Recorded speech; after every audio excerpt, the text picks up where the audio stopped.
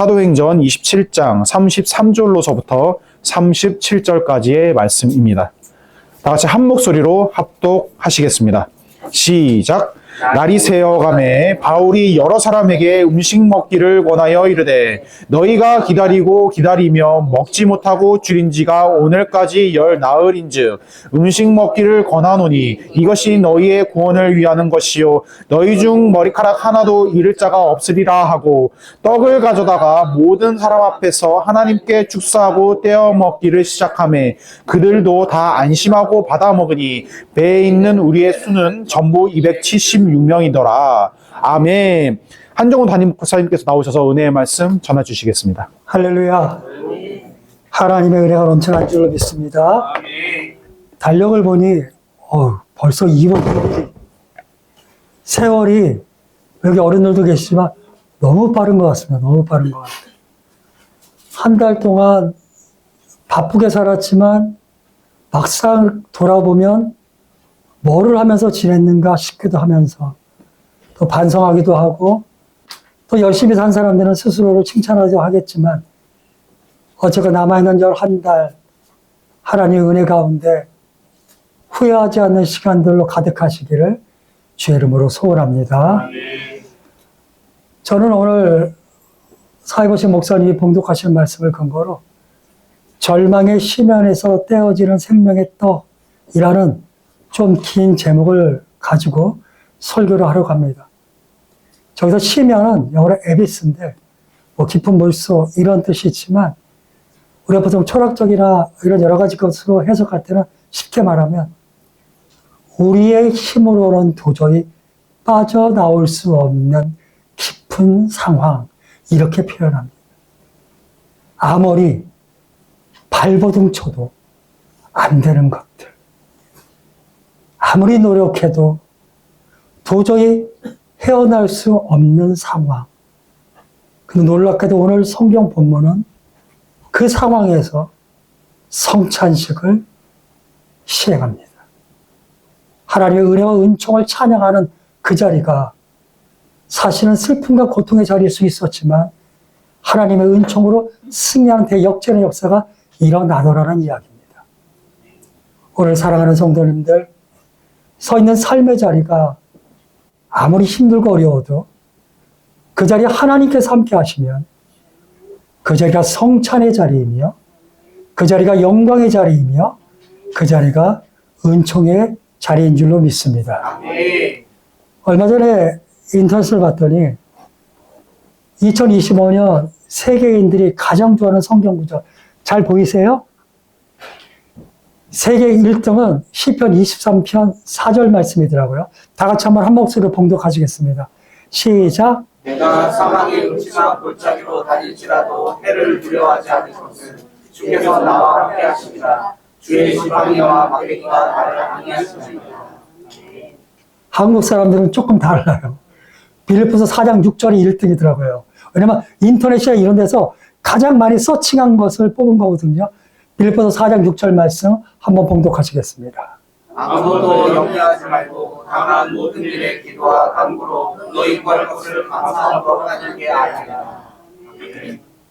이 두 구절 보면서 무슨 생각하셨어요? 저는 이런 생각했습니다. 세상 모든 사람들은 힘들구나. 다들 나름대로 늘 그러면 죽겠어요. 그렇지만 순간순간은 사막의 음침한 골짜기에 서 있을 때가 있구나.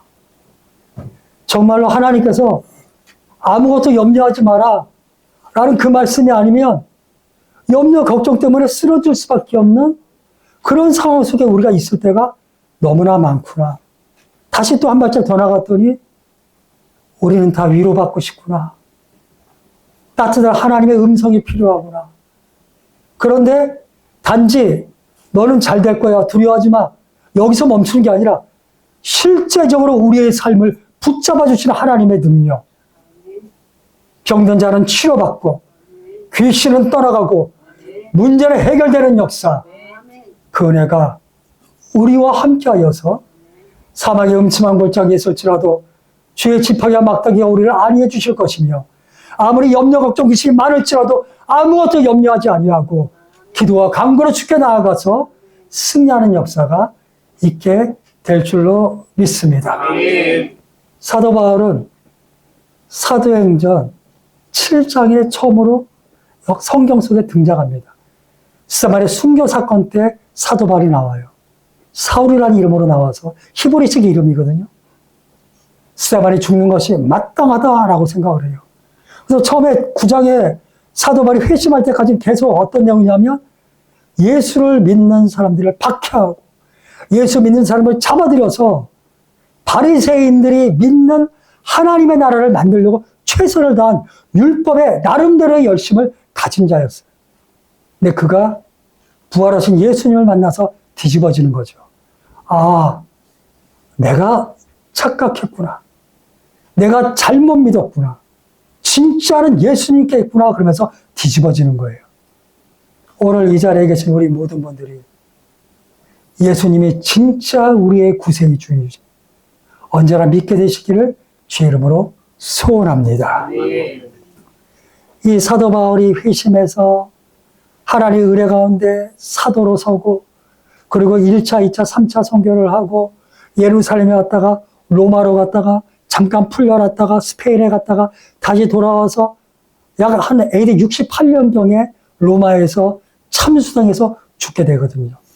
그 파란만장한 사도 바울의 인생을 가지고 특히 사도 바울의 그 막판에 사도행전 27장에 로마로 가는 그 배 위에서 일어났던 사건을 가지고 오늘 정말 뜨겁게 함께 은혜 나누기를 소원합니다. 오늘의 첫 번째, 하나님의 섭리 가이사 앞에 서야 하리라. 사도 바울은 사도행전 9장 15절 말씀 한 목소리로 봉독하시겠습니다. 주께서 이르시되 가라 이 사람은 내 이름을 이방인과 임금들과 이스라엘 자손들에게 전하기 위하여 택한 나의 그릇이라. 아멘. 하나님 나라는 참 놀랍다라는 말밖에 어떻게 설명할 방법이 없어요. 수많은 사람들 중에 어떻게 사도 바울을 쓰지? 예수 믿는 사람을 잡으러 다마스커스로 가는 길이었죠. 그러니까 닥치는 걸 잡아들이는 사람이었어요. 그들을 죽이는 것이 마땅하다라고 생각했던 사람인데 그 사람을 붙잡아서 그래서 예수의 종으로 만드시면서 뭐라고 말씀하셨냐면 이 사람은 이방인과 임금들과 이스라엘 자손들에게 내 이름을 전하기 위해서 내가 택한 그리스도라고 이야기합니다. 아무도 이해할 수 없고 아무도 믿지 못하는 그 상황에서 예수께서 그냥 이 땅으로 뚫고 들어와서 선택한 거죠. 오늘 이 시간 저는 하나님께 복받기 부족해요. 이런 말씀을 하시면 안 돼요. 그건 하나님께서 결정하신 일이에요. 이미 예수를 믿고 이 자리에 있는 그 자체가 하나님의 자녀가 되었고 하나님의 신령한 복을 받게 되었다는 사실을 믿게 되길 주 이름으로 소원합니다.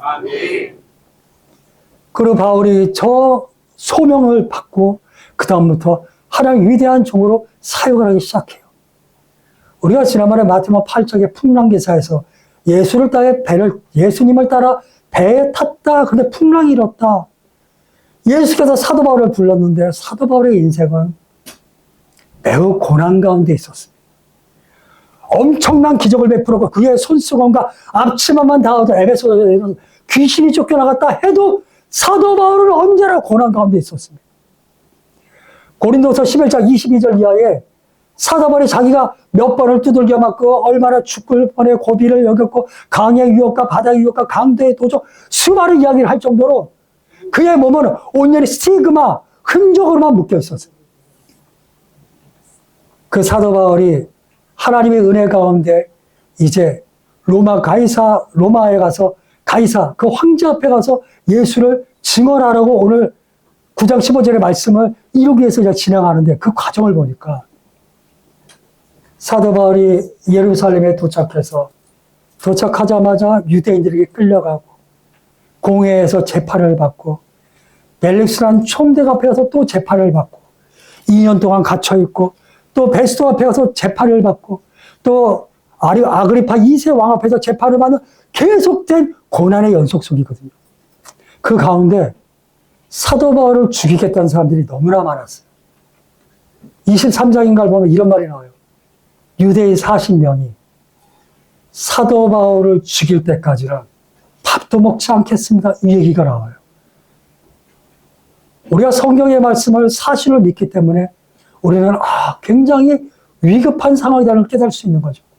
사도 바울이 살겠다고 자기 조카를 시켜서 백부장, 천부장을 통해서 자기를 가이사랴로 또 도망을 가게 하고 또 총독을 통해서 유대인들이 이 자객들을 시켜가지고 죽이려고 하니까 사도 바울이 도저히 안 되겠으니까 나는 로마에 가서 재판을 받겠다. 살려고 살아남겠다고 사도 바울이 끊임없이 자기의 삶을 이끌어가요. 그런데 한 발짝 물러가서 우리가 봤더니 뭐가 보여요? 하나님께서 사도 바울을 쭉 이끌어서 로마로 데려가서 로마 황제 앞에 재판에 서게 하려는 하나님의 놀라운 섭리가 뒤에 있었다는 사실을 우리가 알게 되더라. 제가 이 말씀을 드리는 건 이런 겁니다. 살면서 힘들 때 있습니다. 이해하기 어려운 일을 당할 때도 있겠습니다. 사도 바울이라고 안 그랬겠습니까? 내가 오직 예수를 위하여 분토같이 이 일을 감당하는데 디모데후서를 보면 자기와 함께했던 자기의 제자들도 자기의 동역자들도 다 자기를 버렸다고 거기에 눈물로 편지를 썼습니다. 이제 내 옆에는 누가밖에 없다. 마가몰 썼던 그 마가야 나에게 좀 와서 마지막으로 나를 이 감옥에 와서 나를 신방이다. 뭐 이런 얘기들이 나올 정도로 외롭고 힘들었습니다. 그리고 살기 위해서 나는 가이사 앞에 가서 재판을 서겠다고 재판을 받겠다고 끊임없이 예수를 변증했지만 그의 삶은 고통과 아픔 속에 있었습니다. 그렇지만 놀랍게도 하나님께서는 우리가 이해하지 못하는 그 과정들을 통해서 사도 바울을 하나님의 섭리 가운데 이끌어 가셨습니다. 오늘 이 자리에 계신 모든 분들은 하나님께서 사랑하시는 줄로 믿습니다. 하나님께서 하늘의 신령한 복과 땅에 기름주고 부유한 축복을 다 허락해 주실 줄로 믿습니다. 그런데 중요한 건 하나님의 그 큰 그림은 알겠어요. 사도 바울도 하나님의 큰 그림은 알지만 그 순간순간 당하는 삶의 여정을 어떻게 다 헤아리고 이해할 수 있었겠어요. 중요한 건 묵묵히 오늘의 삶을 버텨내는 것이다. 힘들다고 포기해서는 안 됩니다. 괴롭다고 낙담하는 자리에만 있어서도 안 됩니다. 힘들고 어려워도 세상 말로 밥을 먹어야 됩니다.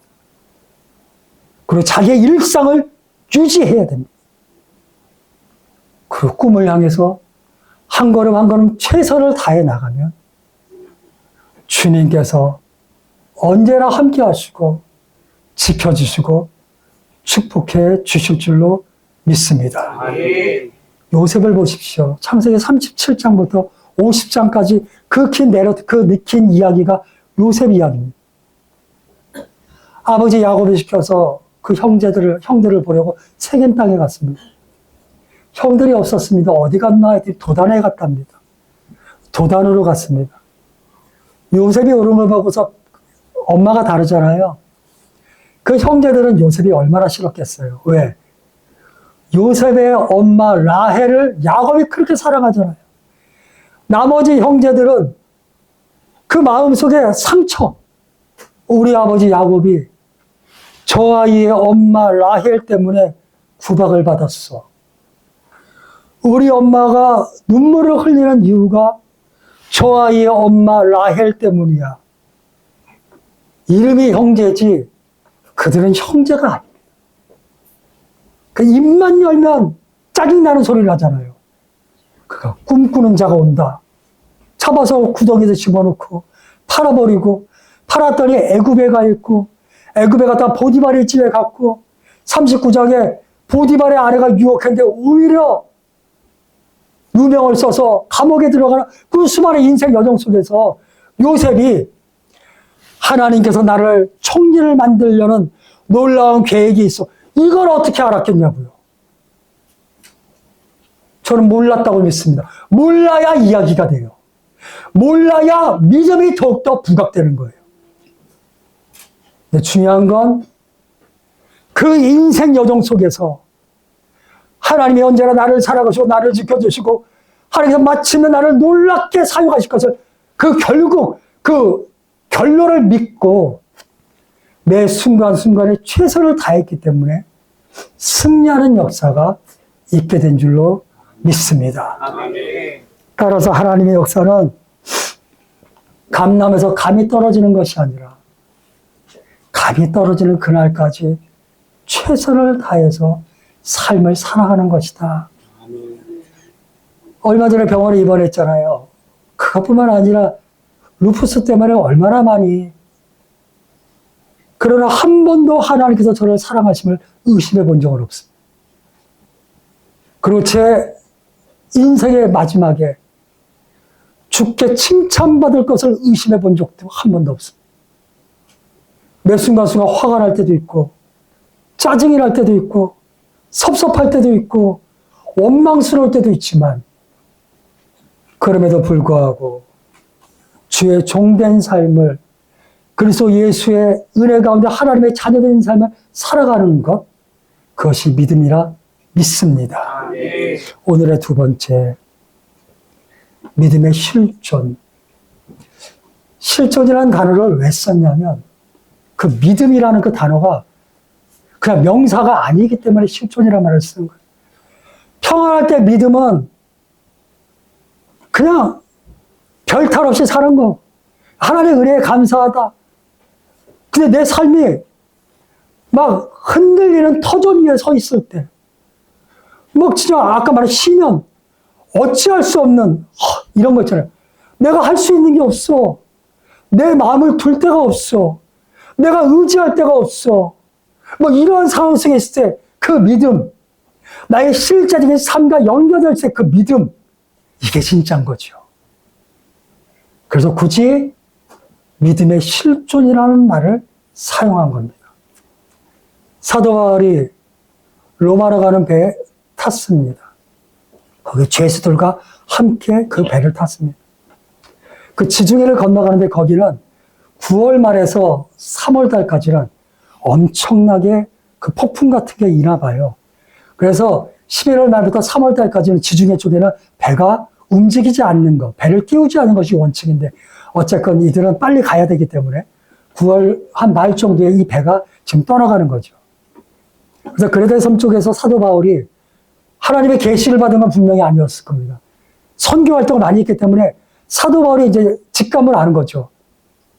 지금은 여행하는 것이 옳지 않겠습니다 했으나 선주와 선장, 그리고 백부장들 빨리 진행해야 되고 물건도 빨리 팔아야 되니까 그 사도 바울 무슨 죄수의 말을 믿어 우리가 경험자가 해서 그 배를 더욱더 베닉스라는 곳으로 옮기게 되면서 오늘의 일이 벌어지는 거죠. 배가 움직이는데 13절에 기가 막힌 말이 나옵니다. 남풍이 불매 득이하여, 옛날 성경에 이렇게 나와요. 뜻을 이룬 것 같았다 이래요. 우리가 살면서 야 이거 왜 이렇게 일이 잘 풀리냐 이럴 때 있지 않습니까? 야 이거 일사천리야 만사형통 뭐 이런 단어들이 내 삶에 막 두루마기처럼 하고 그때 조심하셔야 돼요. 오늘 성경이 우리의 인생을 그대로 말씀해 주는 것 같아요. 호사다마라는 그 이야기를 굳이 가지고 올 필요도 없어요. 잘 될 때 그때 삼가 조심할 줄 아는 사람, 잘 나갈 때 돌다리를 두들길 줄 아는 사람. 우리는 돌다리가 뭐예요? 감히 이렇게 말씀드리면 뭐하지만 하나님이 돌다리예요. 하나님께 여쭤보는 거예요. 너무 잘 나갈 때도 기도할 줄 알아야 돼요. 사람들은 보통 잘 돼? 이거 무조건 하나님의 뜻이야. 이래서 넘어진 사람들이 부지기수입니다. 어쨌든 그 배가 떠나는데 너무나도 형통한 거 13절에 그 사람들이 다 기뻤어요. 14절 딱 들어갔더니 드디어 나옵니다. 유라굴로. 성경에 딱 한 번 나오는 단어 유라굴로 광풍. 남풍이 불어서 이 배가 위로 올라가야 로마로 올라가는데 북동풍이 내려오면서 거기서 폭풍이 드는, 거기서 태풍이라는 단어까지 나와요. 무려 성경은 14일 동안 그 태풍 속에 뱃사람들이 한 끼도 먹지 못했다 이야기가 나와요. 그 뒤에 뭐라냐, 너무나 힘드니까 이 사람들이 살겠다고 자기들에게 너무나 중요한 배의 기구들을 먼저 버려. 이제 도저히 안 되니까 팔아야 되는데 짐을 다 버려. 그래도 아내가 마침내 그들의 가장 필수적인 도구, 짐, 기구를 다 버리고도 이제는 20절, 20절 말씀 다 같이 한 목소리로 봉독하겠습니다. 시작. 여러 날 동안 해도 별도 보이지 않냐고 큰 풍랑이 그대로 있음에 구원의 여망마저 없어졌다. 아멘. 성경 기가 막히지 않습니까? 다 버렸답니다. 그들을 부유하게 해줄 수 있는 것들. 사실 풍랑이 일었을 때 배 기구가 있어야 돼요. 자기들을 살려줄 수 있는 것까지 다 버렸어요. 해와 달도 보이지 않는 날들이 성경은 14일이 지나간다. 드디어 삶의 여망이 전혀 없는, 오늘 성경 설교 제목처럼 드디어 희면에 갇히게 된 거죠. 그들이 할 수 있는 것이 아무것도 없을 때 드디어 믿음이 작동하기 시작합니다. 우리가 이런 말들 할 때 있어. 이런 말 안 좋은 말이지만 맞아야 기도하지, 이런 말 있어요. 전 너무 싫어요. 너무 싫은데 그 말이 되게 맞아요. 안 맞는데 왜 기도하겠냐. 끝까지 넘어져 봐야 하나님 무서운 줄 알지. 이런 말들 전 너무 싫어요. 근데 칼리아스포스가 말한 것처럼 사람은 한계 상황에 가야, 자기가 할 수 있는 게 아무것도 없다는 걸 깨달아야 초월자를 의지하게 돼 있어요. 그건 뭐 어쩔 수 없는 것 같아. 근데 오늘 성경 24절, 25절 말씀, 기가 막힌 사건이 나옵니다. 봉독하시겠습니다.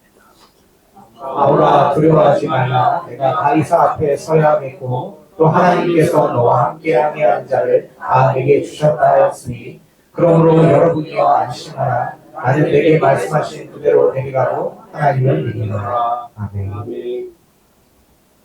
바울아, 두려워하지 마라 그랬어요. 바울이 두려웠네. 바울은 사도행전 20장 24절 그 유명한 2040, 2024에서 나의 달려갈 그가 주 예수께 받은 소명, 하나님의 은혜의 복음을 증거하는 일을 마치려 하면은 나는 나의 생명을 두려워하지 않아요. 좀 아깝지 않아요. 어마어마한 바울 아닙니까? 근데 두려웠나 보네. 하긴 여호수아에게도 두려워하지 말라. 여호수아도 두려웠지. 믿음이 있어도 두려운 건 두려운 거네. 그렇다면 그 두려움을 이겨낼 수 있는 그 놀라운 용기. 그 용기는 어디서 나오는 거지? 폴 틸리가 말한 것처럼 존재의 근거. 하나님께 나오는 거. 하나님이 직접 바울에게 두려워하지 마. 너가 가이사 앞에 서야 될 거야. 사도행 9장 15절에 처음에 바울을 부를 때 하나님께서 말씀하셨던 너가 이방의 왕들 앞에서 나를 증언할 거야. 하나님을 한 번도 잊지 않고 그 일을 위하여 바울을 끌고 가시는 거죠. 내가 너에게 약속한 그 일을 내가 반드시 이룰 테니 너는 두려워하지 마라. 그리고 너와 함께한 사람도 내가 다 살려줄 거야. 뒤에 가면 머리카락 하나 상하지 않게 해줄 거라고 말씀하셨거든요. 믿음은 어디서 나오느냐? 믿음은 풍랑이 잠잠케 해야 되기 때문에 나오는 것이 아니라 하나님의 약속의 말씀이 나를 붙잡아주기 때문에 믿음은 나오는 것이다.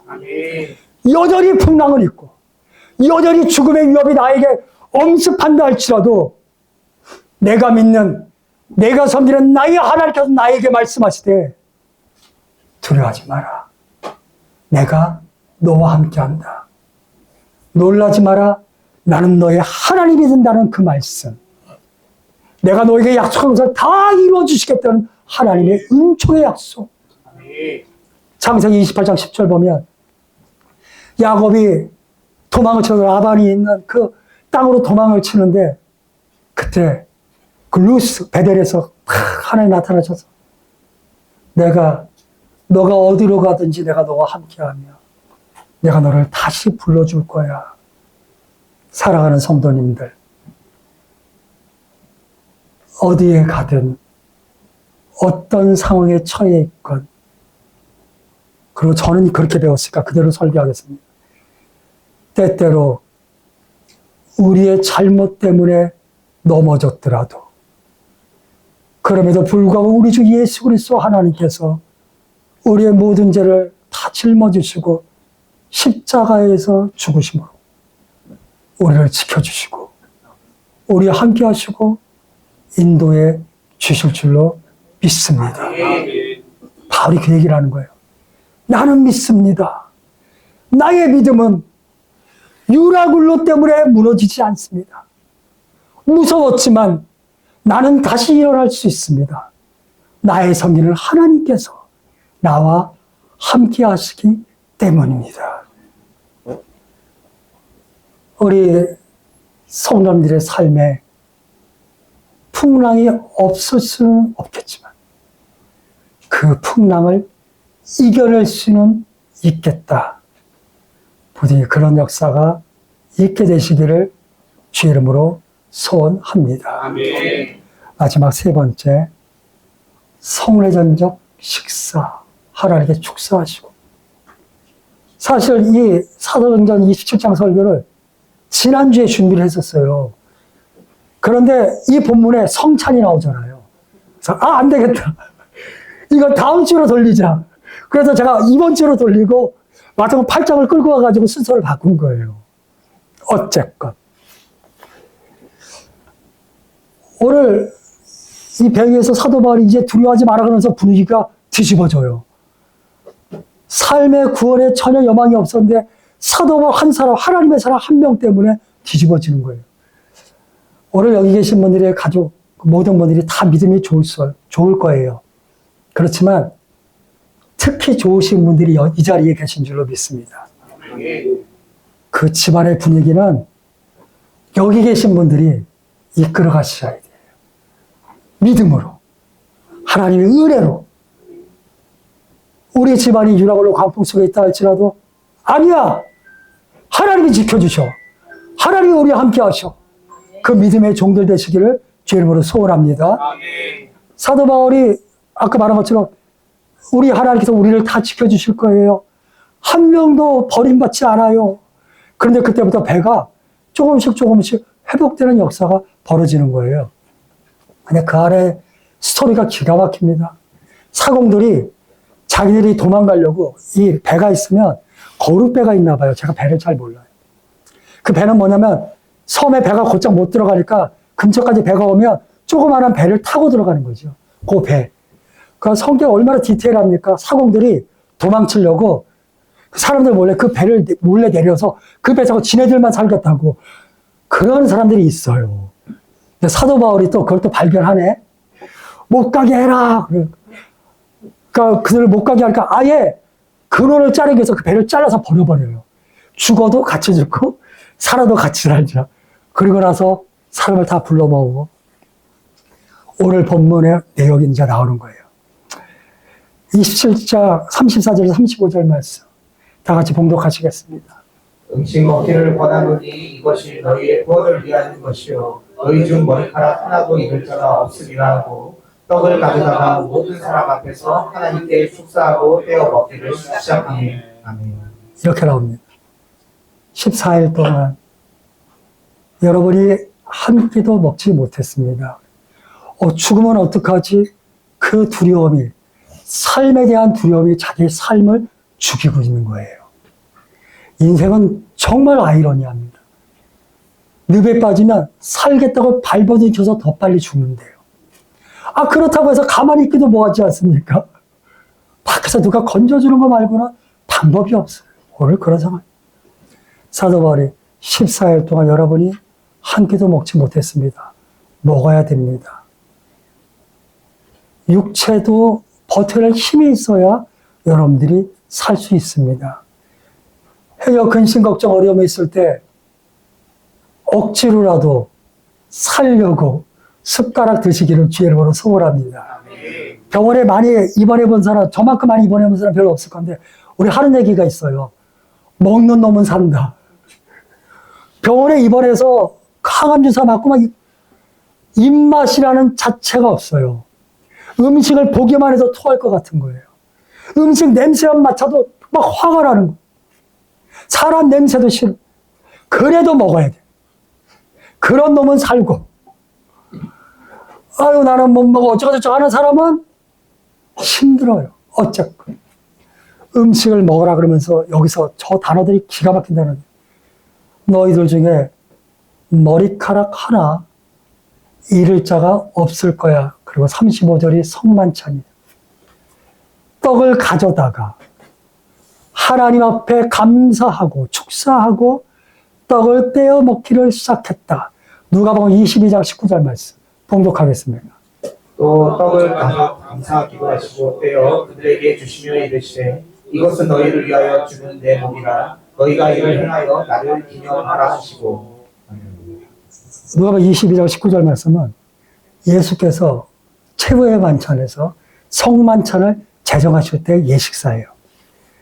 제가 굳이 다른 복음서 안 가지고 누가복음을 가져오고 온 이유는 누가복음과 사도행전을 쓴 사람이 똑같기 때문에 가져온 거예요.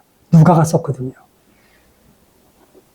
떡을 가져다가 하나님께 감사하고 떡을 떼어 먹었다. 똑같은 패턴으로 나와 있어요. 성만찬은 우리가 설교는 귀로 들으면서 예수 그리스도의 십자가 사건을 오늘 이 자리를 아람메시스 재현하는 거예요. 그냥 좋은 말씀이다. 이게 설교가 아니라 오늘 이 자리에 예수께서 십자가에 달리셨다. 그것을 경험하는 거예요. 그런데 성찬은 눈으로 보는 거예요. 오늘 우리가 할 건데 너무 이건 오늘 떼야 되는데 떡을 딱 뗄 때 뭘 봐야 되냐면 나를 위하여 우리 주의 살이 찢기셨다. 이걸 느껴야 되는 거예요. 포도주를 보면서 나를 위하여 우리 주께서 피를 흘리셨다. 이것을 몸으로 막 느끼면서 소름이 끼쳐야 되는 거예요. 그게 성찬인 거예요.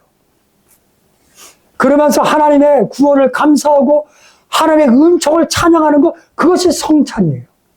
오늘 유락으로 풍랑이 막 일어나는데 지금 사도 바울이 우리 주 예수 그리스도의 은총, 하나님의 은혜에 감사하는 예식을 감행하고 있는 거예요.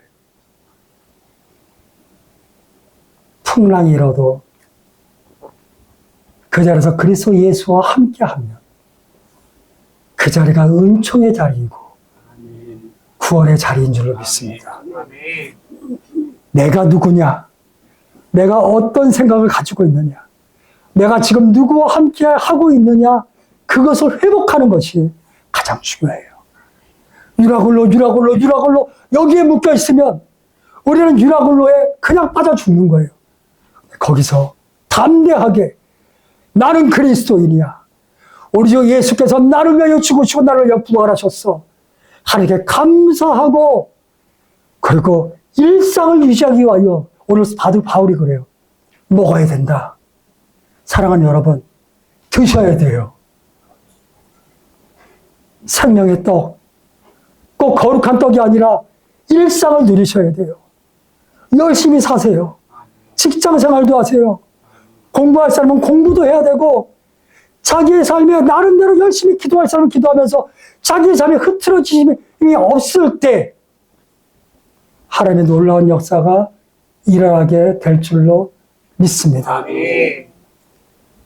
이라갈로 강풍 속에서 276명이 배불리 먹고 오늘 우리는 같이 읽지 않겠지만 그 뒤에 뭐라 그러냐면 남은 식량을 다 버려요.